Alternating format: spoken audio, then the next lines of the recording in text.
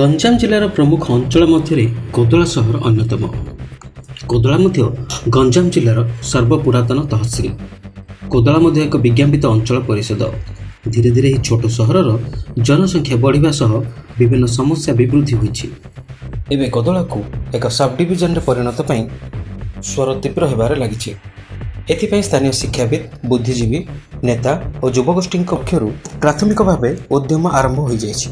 British अमल कोदला sub division थिला, एबे पुणी कोदलार स्वतंत्र परिचय फेरे आनिबा पई दरकार बोली स्थानीय अंचल में मत प्रकाश पाइछि। आउ समस्त अभियोग जहाँ जहाँ देले आ जोड़ा भी कहले सब सांगे सांगे एकजुट विषय आसिले एकजुट सब डाकिली आध्यम समस्त अभियोग जोड़ा मु एकजुट पचार से सल्व करें। कोदलावासी संपूर्ण जानी आउ डेभलपमेंट भी 1.5 मास गवर्नमेंट आम गवर्नमेंट आसला पर कौ टाइप डेभलपमेंट होची। आ द्वितीय कथा आगू भी हम आ जी भी करिचंती तांकर स्वार्थ फुलफिल हो पारिनी आउ तास पछपट पटर रहीकि जो मैंने से उस्कौचंती तांकर मध्य स्वार्थ पूरण हो पारिबनी। विभिन्न वर्गर लोकों समर्थन में गठित होइछि कोदला स्वाभिमान सुरक्षा अभियान मंच। निकटरे कोदला दंडीश्वर मंदिर प्रांगण में अनुष्ठित होइछि मंचर प्रथम बैठक।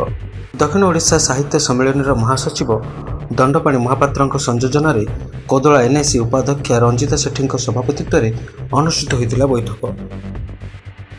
सब डिविजन मान्यता दाबी को आगामी दिन में किपरि राज्य सरकार निकट में उपस्थापन करा से नहीं विचार विमर्श करा जायतिला। कोदला को सब डिविजन मान्यता नहीं समस्ते निज माटी पाई लड़िबा को बैठक में आह्वान दिया जायछि। गंजाम कोदला विज्ञापित अंचल परिषदर अध्यक्ष सूर्यनारायण नायक किछि कुचक्री माने निज स्वार्थ पई कोदला एनआईसी अध्यक्ष को बदनाम करुवा से अभियोग करछन्ति।